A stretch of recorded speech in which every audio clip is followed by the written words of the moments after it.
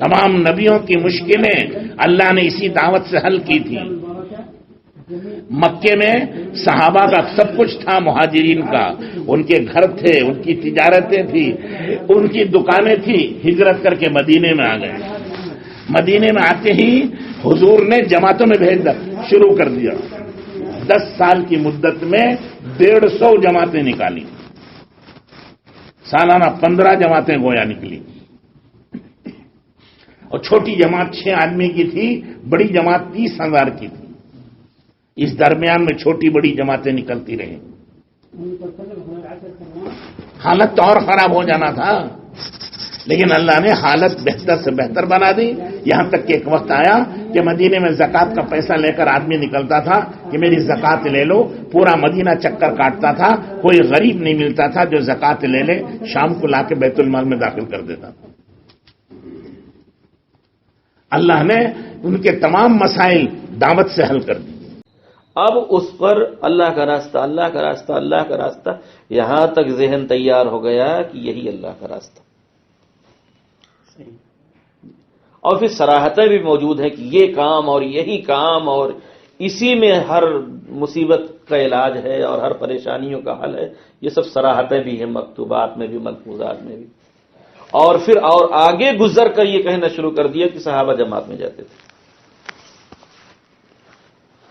مولانا قاسم قریشی بنگلور کے تھے، ان کی آڈیو ریکارڈنگ بھی میرے پاس ہے، مطلب جو ریکارڈ ہے وہ بتا رہا ہوں، کہتے بہت لوگ ہیں۔ حضرت جی کا بیان ہے، حضرت جی تو بھائی وہ پتہ نہیں کس کے حضرت جی ہیں، میں تو ان کو سات کاندھلوی کہتا ہوں، پتہ نہیں کس کے حضرت جی ہوں گے، کسی کے حضرت جی۔ تو ان کا بیان ریکارڈ ہے۔ وہ الہ آباد میں ایک مفتی صاحب ہیں، بڑے پرانے مفتی حبیب الرحمان، ان کا بیان ہے۔ کہتے ہیں کہ حضرت عبداللہ بن مبارک رحمۃ اللہ علیہ 6 مہینہ، یہ مولانا قاسم صاحب قریشی 6 مہینہ حدیث پڑھاتے تھے، 6 مہینہ جماعت میں جاتے، 6 مہینہ جماعت میں جاتے۔ وہ مفتی صاحب الہ آباد والے فرماتے ہیں، مفتی حبیب الرحمان الہ آباد کہتے ہیں کہ 6 مہینہ حدیث پڑھاتے تھے، 6 مہینہ راہ خدا میں نکل کے دعوت دیتے تھے۔ کس چیز کا ترجمہ ہے؟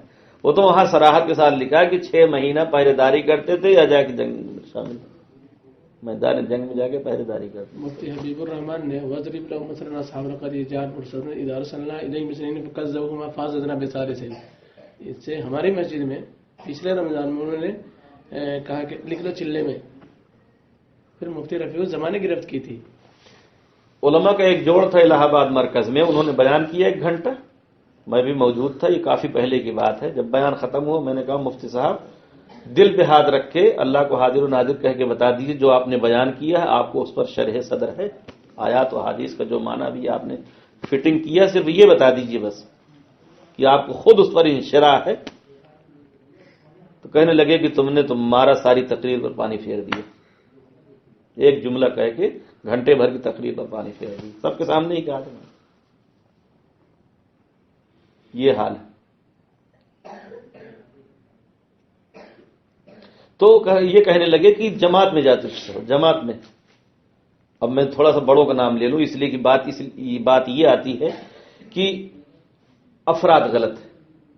ابھی گورے گاؤں میں بھی تھا تو وہ آفتاب بحث میں یہ کہہ رہا تھا کہ کسی ایک کو دیکھ لیا ہوگا غلطی کرتے ہوئے، میں نے کہا نا، کہا 200-400 کو دیکھ لیا، میں نے کہا نہیں، کہا 1000 کو دیکھ لیا، میں نے کہا نہیں، میں نے تو ان کو دیکھا ہے جو اس جماعت کے روح رواں، ان کے بیانات ہیں، ان کی ساری باتیں ہیں۔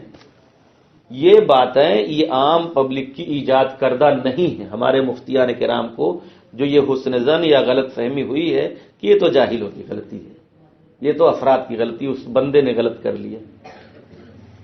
ہمارے پاس اس کے شواہد ہیں اور دلائل ہیں کہ یہ طریقہ کار کی غلطی، یہ جو کام تجویز ہوا ہے اس کے اندر یہ غلطی شامل کی گئی ہے، اس لیے جو فرد اس کام کو اختیار کرے گا اس کے اندر یہ غلطی سرایت کر جائے گی۔ اس جو راہ تجویز ہوئی ہے اس کی بنیاد میں یہ غلطی داخل ہے، سمجھ رہے ہیں آپ؟ مثلا یہ کام بہت عظیم الشان ہے، یہ فرد کی غلطی نہیں، یہ نقطہ نظر کی غلطی۔ اہل علم بتاتے ہیں کہ یہ کام جو چل رہا ہے جماعت کا یہ مباح، یہ کہتے ہیں کہ بہت عظیم الشان ہے، نبیوں والا کام ہے، صحابہ والا کام ہے، نبیوں کی سنت ہے، ہمارے علماء کہتے ہیں کہ مباح ہے، اور یہ علماء کہتے ہیں کہ بہت اونچا اور نبیوں والا۔ ترتیب آپ بنائیں نبیوں والا کیسے ہو گیا؟ ترتیب آپ بنائیں صحابہ والا کیسے ہو گیا؟ ترتیب آپ بنائیں نبیوں کی سنت کیسے ہو گئی؟ ترتیب تو آپ نے تیار کی ہے، ان کی سنتیں ہوتی، ان کا عمل ہوتا تو فقہ میں آپ کو ملتا، حدیث کی کتابوں میں ملتا۔ آپ تو کہتے ہیں کہ یہ طریقہ تبلیغ مجھ پر خواب میں منکشف ہوا۔ آپ کہتے ہیں کہ یہ طریقہ تبلیغ مجھ پر خواب میں منکشف ہوا، تو نبیوں والا طریقہ آپ کو خواب میں مل رہا ہے۔ گشت نبیوں والا عمل ہے، بہت اونچا عمل ہے، لیکن وہ آپ کو ملتا کہاں سے ہے؟ فیروز پور نمک والوں سے۔ اس کے پہلے آپ بھی بے خبر تھے گشت کیا چیز، اس سے پہلے آپ بھی بے خبر تھے۔ پورے جماعت کے کام کی بنیاد ہی خواب ہے، پورے کام کی بنیاد ہی خواب ہے۔ کبھی یوں بیان کریں گے کہ حضرت شیخ الہند رحمۃ اللہ علیہ فرماتے تھے کہ مولانا الیاس سے تو صحابہ کی بو آتی۔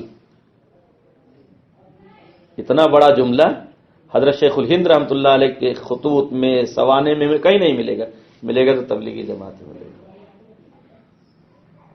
تھوڑا سا اور تھوڑی دیر اس کو بند کر دیں، بس بات کو ختم کرتا ہوں۔ اس طرح کے جملے وہ صرف اس لیے مرعوب کرنے کے لیے، وہ الگ بات ہے کہ وہ صحیح بھی ہے، اگر صحیح تو ہونے کی کوئی شکل سمجھ میں نہیں آتی، اس لیے کہ یہاں جھوٹ بہت ہے اس میدان میں، جو ہم نے پڑھا مطالعہ کیا جس میں جھوٹ بہت ملا۔ وہ کہتے ہیں نا کسی پرچار، جس کو پرچار کہتے ہیں، کام کو آگے بڑھانے کے لیے پرچار خوب ہے۔ 5,000 لوگ جمع ہو تو 50,000 بولو، 50,000 ہو تو 5 لاکھ بولو، 5 لاکھ ہو تو 50 کروڑ بتاؤ، لوگوں کے دماغوں پہ چڑھ جاؤ، سوار ہو جاؤ۔ مولانا یوسف صاحب رحمۃ اللہ علیہ کے مجموعہ بیانات میں ہے کہ رسول پاک علیہ الصلوۃ والسلام نے 150 جماعتوں کو بھیجا، کسی میں 40,000 کو بھیجا، کسی میں 50,000 کو بھیجا، اور کسی میں 10,000 کو بھیجا، جماعتوں کو بھیجا۔ تو آج جو کہتے ہیں کہ صحابہ جماعت میں جاتے تھے، یہ تو مولانا یوسف صاحب فرما رہے ہیں۔ مولانا یوسف صاحب رحمۃ اللہ علیہ کا احترام اپنی جگہ، لیکن یہ ان کی بات غلط ہے، غلط در غلط ہے۔ لشکروں کو آپ جماعت کیوں کہتے ہیں؟ اس لیے کہ وہ بھی تو جماعت تھی نا، وہ آفتاب پاگل کہہ رہا تھا، وہ بھی تو جماعت ہے نا۔ لفظی معنی کو استعمال کیا انہوں نے ان کو اصل بنا دیا۔